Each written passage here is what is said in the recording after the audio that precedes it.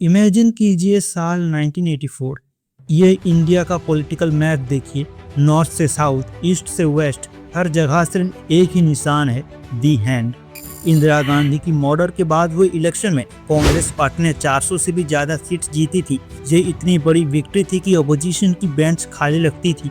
राजीव गांधी एक young pilot turn prime minister देश की उम्मीद बन चुके थे। कांग्रेस सिर्फ एक पार्टी नहीं थी, वो इंडिया का पॉलिटिकल किंग बन चुका था। अब ध्यान दीजिए साल 2014 पर। वो पार्टी जो फ्रीडम मूवमेंट में सेंट्रल पिलर थी, वो पार्लियामेंट में लीडर ऑफ अपोजिशन का पोस्ट पाने के लिए भी सीट सिक्योर नहीं कर पाई। This has been the Congress Party's worst performance in its history. 404 से सीधा 44। कांग्रेस का ये डाउनफॉल जो पिछले 4 दशकों से चला आ रहा है, इसके पीछे की कहानी क्या है? एक वक्त था जब इंडिया में डेमोक्रेसी थी लेकिन पॉलिटिकल कंपटीशन नहीं। इस सिस्टम को पॉलिटिकल साइंटिस्ट रजनी कोठारी ने नाम दिया कांग्रेस सिस्टम। देख रहा है भाई, हर स्टेट में कांग्रेस आ गई है। कैसे कांग्रेस सिस्टम जो कभी इतना बड़ा नाम था, आज एक्सटर्नल क्राइसिस फेस कर रहा है। ये कहानी है पावर, बदलते हुए भारत और एक ऐसे पार्टी की जो वक्त के साथ बदलना भूल गया। तो चलिए शुरू से शुरू करते हैं। Congress party got 414 seats in India general elections, and this is the highest ever seats. This has been the Congress Party's worst performance in its history. देख रहा है भाई, हर स्टेट में कांग्रेस आ गई है। हाँ यार, हर स्टेट में जीत गई है। Congress only have 3 states right now, which is the lowest in history. Congress party. Chapter 1, the historical background. लेकिन इस कहानी को समझने से पहले एक बेसिक सवाल पूछना जरूरी है। कांग्रेस सिर्फ एक पॉलिटिकल पार्टी थी या कुछ और? आज की जनरेशन शायद कांग्रेस को सिर्फ बीजेपी के अपोजिशन के रूप में देखती है, लेकिन आज की कांग्रेस उस टाइम के कांग्रेस से बहुत ही अलग है। साल 1885, ब्रिटिश राज अपने पीक पर थी। इंडिया एक कॉलोनी था, डिवाइडेड, अनकंट्रोल्ड और पॉलिटिकली पावरलेस। इस दौरान एक नई ऑर्गेनाइजेशन का जन्म होता है, नाम इंडियन नेशनल कांग्रेस। लेकिन ये शुरू से ही रिवॉल्यूशनरी मूवमेंट नहीं थी। इसकी फाउंडेशन हुई थी एक retired British civil servant Allan Octavian Hume के इनिशिएटिव से। कांग्रेस का गोल सिंपल था, ब्रिटिश गवर्नमेंट तक इंडियन एजुकेटेड क्लास को पहुंचाना। Congress saw itself as a non-seditious pro-British organization, and they would go to huge lengths to prove their loyal character. 1905 Bengal का partition होता है, जोरदार प्रोटेस्ट होते हैं। कांग्रेस के अंदर एक नई आइडियोलॉजी उभर के आती है, असर्टिव नेशनलिज्म का। लीडर्स जैसे बाल गंगाधर तिलक, लाला लाजपत राय और बिपिन चंद्र पाल कहने लगे, स्वराज मेरा जन्मसिद्ध अधिकार है। कांग्रेस अब सिर्फ डिस्कशन का फोरम नहीं थी, ये रेजिस्टेंस का सिंबल बन चुकी थी। फिर एंट्री होती है एक ऐसे लीडर की जिसने कांग्रेस को इलाइट क्लब से मास मूवमेंट बना दिया, Mahatma Gandhi. Non cooperation movement हो, सिविल डिसोबीडिएंट मूवमेंट हो या क्विट इंडिया मूवमेंट, कांग्रेस पहली बार गांव-गांव तक पहुंचने लगी। अब ये सिर्फ एडुकेटेड इलाइट की पार्टी नहीं थी, ये जन आंदोलन बन चुकी थी। 1947 इंडिया आज़ाद होता है। कांग्रेस के लीडर्स जो कल तक फ्रीडम फाइटर्स थे, अब नेशन बिल्डर्स बन जाते हैं। जवाहरलाल नेहरू इंडिपेंडेंट इंडिया के फर्स्ट प्राइम मिनिस्टर बनती हैं। We take the pledge of dedication to the service of India and her people. Congress movement से डायरेक्ट गवर्नमेंट बन जाती है। चैप्टर 2, दी राइज। जवाहरलाल नेहरू के दौर में कांग्रेस की लेजिटिमेसी पर कोई भी सवाल नहीं उठा सकता था। इसके पीछे 2 बड़े रीजन थी, लेगेसी ऑफ फ्रीडम स्ट्रगल और इंस्टीट्यूशन बिल्डिंग। कांग्रेस को फ्रीडम मूवमेंट का सोल कहा जाता था। 1952 के पहले जनरल इलेक्शन में कांग्रेस ने 364 सीट जीती थी। अपोजिशन बिल्कुल खाली था। हालांकि अपोजिशन में पार्टीज थी, लेकिन वो इतने सीट्स नहीं पा पाई कि कांग्रेस को टक्कर दे सके। लेकिन नेहरूवियन एरा सिर्फ इमोशन पर नहीं चला। उस वक्त कांग्रेस ने इंडिया की मॉडर्न इंफ्रास्ट्रक्चर की नींव रखी। IITs, IIMs, इसरो की इस्टेब्लिशमेंट, वखरा नांगल जैसे डैम्स, ये सब उस एरा की देन है। नेहरू का विजन था साइंटिफिक टेम्पर और एक मिक्स्ड इकोनॉमी। उस वक्त का कांग्रेस ऑर्गेनाइजेशन ग्रास रूट तक फैल चुका था। लेकिन कांग्रेस सिस्टम में दरारें नेहरू के जाने के बाद दिखनी शुरू हो गई थी। 1960s के मिड में Indian economic crisis, food shortage और 1962 की इंडियन चाइना वॉर 1965 की इंडिया पाकिस्तान वॉर से जूझ रहा था। इसका नतीजा ये हुआ कि 1967 के इलेक्शन ने पहली बार कांग्रेस की मजबूत दीवारों में दरार डाल दी। ये इंडिपेंडेंट इंडिया का चौथा जनरल इलेक्शन था। कांग्रेस ने सेंटर में मेजोरिटी तो रिटेन कर ली, लेकिन उसकी लोकसभा सीट्स 361 से गिरकर लगभग 283 रह गई। लेकिन सबसे बड़ा झटका स्टेट्स में लगा। कांग्रेस सेंटर में तो पावर में रही, लेकिन पहली बार उसे 8 स्टेट में पावर से हाथ धोना पड़ा। इस डिक्लाइन को प्रीएम्प्ट करते हुए 1963 में के कामराज ने एक रेडिकल प्लान प्रपोज किया था, दी कामराज प्लान। आइडिया सिंपल लेकिन रिवॉल्यूशनरी था। सीनियर कांग्रेस लीडर्स को अपनी मिनिस्ट्री छोड़नी चाहिए और वापिस ऑर्गेनाइजेशन के काम में लगना चाहिए। इस प्लान के तहत लाल बहादुर शास्त्री, मोरारजी देसाई और जगजीवन राम जैसे जायंट्स ने रिजाइन किया। मकसद था पार्टी को ग्रास रूट से दोबारा कनेक्ट करना। Chapter 3 the turning point. अगर हम कांग्रेस के डाउनफॉल का रूट कॉज ढूंढें तो हमें कुछ स्पेसिफिक हिस्टोरिकल मूवमेंट पर फोकस करना होगा। सबसे पहले क्राइसिस शुरू होता है 1969 के प्रेसिडेंशियल इलेक्शन से। कांग्रेस का ऑफिशियल कैंडिडेट था नीलम संजीवा रेड्डी, लेकिन इंदिरा गांधी ने ओपनली कॉन्साइंस वोट की अपील कर दी अपने ही कैंडिडेट के खिलाफ। उन्होंने सपोर्ट किया इंडिपेंडेंट कैंडिडेट भी गिरी को। गिरी जीत गए, लेकिन इस जीत ने कांग्रेस को 2 टुकड़ों में बांट दिया और 1969 में फाइनली कांग्रेस ऑफिशियली 2 हिस्सों में बट गई। इंदिरा गांधी ने अपने पार्टी का नाम रखा कांग्रेस आर और दूसरा ग्रुप बना कांग्रेस ओ यानी ऑर्गेनाइजेशन। आयरनी ये थी कि ऑर्गेनाइजेशन का नाम वाला ग्रुप के पास पार्टी मशीनरी थी, लेकिन जन समर्थन धीरे धीरे इंदिरा गांधी की तरफ शिफ्ट हो रहा था।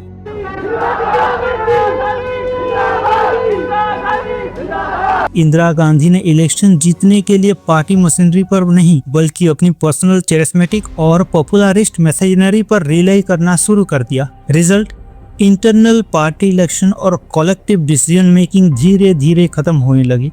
रीजनल लीडर्स जो पहले ऑटोनोमस थे, उनकी पावर सिस्टमेटिकली कम हो गई। चीफ मिनिस्टर दिल्ली की अप्रूवल पर डिपेंड होने लगी। फिर आता है 1975 और 25 जून 1975 को प्राइम मिनिस्टर इंदिरा गांधी ने आर्टिकल 352 के तहत इंटरनल डिस्टरबेंस के नाम पर नेशनल इमरजेंसी डिक्लेयर कर दी। भाइयों और बहनों, राष्ट्रपति जी ने आपातकाल की घोषणा की है। इससे आतंकित होने का कोई कारण नहीं है। लेकिन इसकी असली रीजन था इलाहाबाद हाईकोर्ट का जजमेंट, जिसमें इलेक्शन माल प्रैक्टिस के आरोप में इंदिरा गांधी का 1971 का इलेक्शन इनवैलिड डिक्लेयर कर दिया गया था। अपोजिशन ने उनके रिजाइन करने की डिमांड की, लेकिन रिजाइन के बजाय इमरजेंसी लगा दी गई। और तो और अपोजिशन लीडर जैसे जयशंकर नारायण, मोरारजी देसाई और हजारों एक्टिविस्ट्स को maintenance of internal security act के तहत जेल में डाल दिया गया। प्रेस को कंट्रोल कर लिया गया। न्यूज़पेपर को पब्लिश करने से पहले गवर्नमेंट अप्रूवल लेना पड़ता था। सिविल लिबर्टी सस्पेंड कर दी गई। हेबियस कर्पस पिटीशन तक सुप्रीम कोर्ट में इफेक्टिवली डिनाई कर दी गई। फेडरलिज्म वीकेंड हुआ, जुडिशरी पर प्रेशर बढ़ा और फिर 1977 में जब इलेक्शन हुए, कांग्रेस को हिस्टोरिक डिफीट मिली। पहली बार एक नॉन कांग्रेस पार्टी, जनता पार्टी पावर में आई। ये इंडिपेंडेंट इंडिया में पहली बार था जब कांग्रेस सेंटर में हार गई। लेकिन कहानी यही खत्म नहीं होती। हालांकि 1980 में इंदिरा गांधी वापस पावर में आई। 31 अक्टूबर 1948 प्राइम मिनिस्टर इंदिरा गांधी की उनके ही सिक्योरिटी गार्ड द्वारा असासिनेशन कर दी जाती है। देश शौक में थी, दिल्ली जल रही थी, कम्युनल टेंशन अपने पीक पर थी। जब तक मुझमें सांस है तब तक सेवा ही नहीं जाएगी, और जब मेरी जान जाएगी तो मैं कह सकती हूँ कि एक एक खून का खतरा जितना मेरा है। उनकी हत्या कैसे की गई, इसकी बातें हम किसी दूसरी वीडियो में करेंगे। अभी आप ये समझिए कि कुछ ही घंटों में उनके बेटे राजीव गांधी को प्राइम मिनिस्टर बना दिया जाता है। I am young and I too have a dream. I dream of an India strong, independent, self-reliant. एक 40 साल का फॉर्मर एयरलाइन पायलट बिना किसी लॉन्ग पॉलिटिकल एक्सपीरियंस के देश की कमांड संभाल लेता है। दिसंबर 1984 के इलेक्शन में कांग्रेस को मिलती हैं 400 से भी ज्यादा seats, officially 404 seats in Lok Sabha. ये इंडिपेंडेंट इंडिया की हिस्ट्री की सबसे बड़ी पार्लियामेंट्री मेजोरिटी थी। अपोजिशन बेंच ऑलमोस्ट खाली लग रही थी। कांग्रेस फिर सिस्टम बन चुका था। राजीव गांधी रिफॉर्म करना चाहते थे। उन्होंने कंप्यूटराइजेशन को पुश किया, टेलीकॉम रिवॉल्यूशन की फाउंडेशन रखी, पंचायती राज डिसेंट्रलाइजेशन की बात की। We missed one bus with the Industrial Revolution, a sudden boost in muscle power, and we were not able to catch up for 300 years.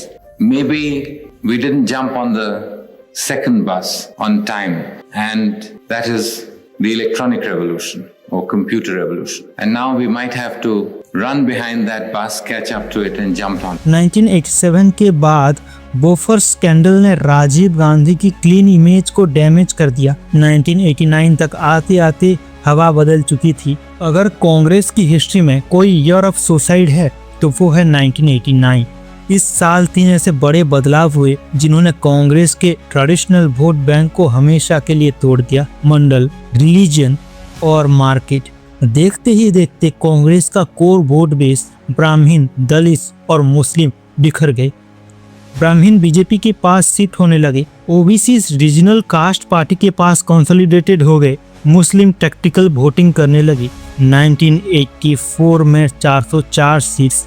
सिर्फ 5 साल बाद 1989 कांग्रेस 200 के आसपास सीट्स पर आ जाती है। एब्सोल्यूट मेजोरिटी खत्म और यहीं ऑफिशियली एंड होता है सिंगल पार्टी डोमिनेंस एरा का। रिजल्ट 1989 के बाद कांग्रेस डिफेंसिव मोड में चली गई and it played a role as opposition party.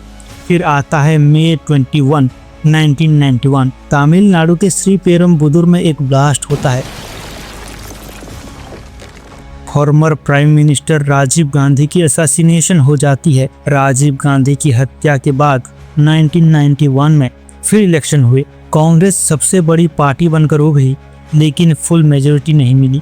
Prime minister बने पी.वी. नरसिम्हा राव, एक कॉम्प्रिहेंसिव कैंडिडेट जो इनिशियली रिटायरमेंट लेने वाले थे। 1991 में India severe economic crisis face कर रहा था। फॉरेन एक्सचेंज रिजर्व सिर्फ कुछ ही हफ्तों के इंपोर्ट्स कवर करने लायक बचे थे। गोल्ड को प्लेग्ड करना पड़ा बैंक ऑफ इंग्लैंड के पास लोन के लिए। इस टाइम पर फाइनेंस मिनिस्टर बनते हैं मनमोहन सिंह। जुलाई 1991 का बजट इंडियन इकोनॉमिक हिस्ट्री का टर्निंग पॉइंट था। की रिफॉर्म्स लाए गए, पब्लिक सेक्टर डोमिनेंस रिड्यूस किया गया, प्राइवेट सेक्टर और फॉरेन इन्वेस्टमेंट को इनकरेज किया गया, इंपोर्ट पर टैरिफ रिड्यूस किया गया। राव मनमोहन ड्यू ने इंडियन इकोनॉमी को क्लोज्ड मॉडल से ओपन मार्केट मॉडल की तरफ शिफ्ट कर दिया। लेकिन चेंजेस तब आए जब 1990s के दौरान रीजनल पार्टीज और स्ट्रॉन्ग हो गई। बीजेपी राम मंदिर मूवमेंट के जरिए एक्सपेंड कर रही थी। 1992 में बाबरी मस्जिद डिमोलिशन ने कम्युनल प्रोटेस्ट को परमानेंट बना दिया। कांग्रेस अब ना तो क्लियर सोशलिस्ट पार्टी थी ना ही क्लियर आइडियोलॉजिकल अल्टरनेटिव। हालांकि कांग्रेस ने अपने 5 साल पूरे किए लेकिन 1996 के बाद कांग्रेस सेंटर से ऑलमोस्ट डिसअपियर हो गई। 1996 के लोकसभा इलेक्शन में कांग्रेस सिर्फ लगभग 104 सीट पर सिमट गई। सेंटर में बनी यूनाइटेड फ्रंट गवर्नमेंट, पीएम बने एच.डी. देवेगौड़ा, बाद में आई.के. गुजराल। कांग्रेस ने आउटसाइड सपोर्ट दिया लेकिन खुद पावर में नहीं थी। 1998 से 2004 तक अटल बिहारी वाजपेयी की कोalition गवर्नमेंट ने दिल्ली पर कंट्रोल बनाया। 1998 में सोनिया गांधी ने ऑफिशियली कांग्रेस लीडरशिप संभाली। पार्टी को गांधी सरनेम की जरूरत महसूस हुई क्योंकि ऑर्गेनाइजेशन वीक हो चुका था। सोनिया गांधी ने ग्रास रूट रिवाइवल की कोशिश की लेकिन फॉरेन ओरिजिन कंट्रोवर्सी बीजेपी के नैरेटिव का मेजर वेपन बन गया। कांग्रेस ने कोalition पॉलिटिक्स सीखना शुरू किया। कांग्रेस ने कई रीजनल पार्टीज के साथ मिलकर एक अलायंस बनाया जिसका नाम था यूनाइटेड प्रोग्रेसिव अलायंस, जिसे हम यूपीए के नाम से जानते। Spectrum case, commonwealth games scam, coal allocation controversy जैसे कई मामले सामने आए और एक स्ट्रॉन्ग अल्टरनेटिव भी उभर के आया, BJP. Chapter 4 the great disconnect. इसी दौरान नरेंद्र मोदी नेशनल स्टेज पर प्रोजेक्ट होने लगे। इसी के चलते 16 मई 2014 इलेक्शन रिजल्ट आते हैं। इस इलेक्शन में कांग्रेस 404 सीट पर आ गई। ऑफिशियल लीडर ऑफ अपोजिशन का स्टेटस भी सिक्योर नहीं कर पाई। 404 से सीधा 44। कांग्रेस का वोट शेयर गिरकर लगभग 19% पर आ गया। पहली बार पार्टी लीडर ऑफ अपोजिशन का कॉन्स्टिट्यूशनल स्टेटस भी सिक्योर नहीं कर पाई। दूसरी तरफ भारतीय जनता पार्टी ने 282 सीटें जीती, क्लियर मेजॉरिटी। कोalition एरा खत्म, सिंगल पार्टी मेजॉरिटी वापिस आ गई। लेकिन इस बार डोमिनेंट पार्टी कांग्रेस नहीं थी। कांग्रेस हारी नहीं थी, कांग्रेस रिप्लेस हो गई थी। इंडियन पॉलिटिक्स का कांग्रेस सिस्टम खत्म हो चुका था। अब एक नया सिस्टम इमर्ज हो रहा था। इस टाइम पर कांग्रेस का फेस था राहुल गांधी, लेकिन बीजेपी की आईटी सेल और सोशल मीडिया मशीनरी ने राहुल गांधी की इमेज को सिस्टमेटिकली डिस्ट्रॉय कर दिया। उन्हें पप्पू, एक नॉन सीरियस इनटाइटल्ड डायनेस्ट के रूप में प्रोजेक्ट किया गया। उनके स्पीचेस के out of context clip viral किए गए, जैसे आलू से सोना वाला फेक क्लिप। कांग्रेस इस डिजिटल वॉर का जवाब नहीं दे पाई। 2022-23 में राहुल गांधी ने भारत जोड़ो यात्रा शुरू की। जब तक राहुल गांधी ने इस भारत जोड़ो यात्रा से अपनी इमेज रिबिल्ड की, तब तक बहुत देर हो चुकी थी। बीजेपी एनडीए के साथ मिलकर 2014 से आज तक रूलिंग पार्टी के तौर पर काम कर रहा है। और सबसे बड़ी बात, पॉलिटिक्स में पैसा बोलता है। इलेक्शन बॉन्ड का डाटा 2018 से 2024 का अगर आप देखो तो क्लियर दिखता है कि बीजेपी को 6500 करोड़ से ज्यादा का फंडिंग मिला है। इस फंडिंग गैप का मतलब है कि कांग्रेस एडवर्टाइजिंग, ट्रैवल और नॉन ग्राउंड मैनेजमेंट में बीजेपी का मुकाबला नहीं कर सकती। 2019 के इलेक्शन में इंडियन नेशनल कांग्रेस 52 सीट्स तक पहुंची।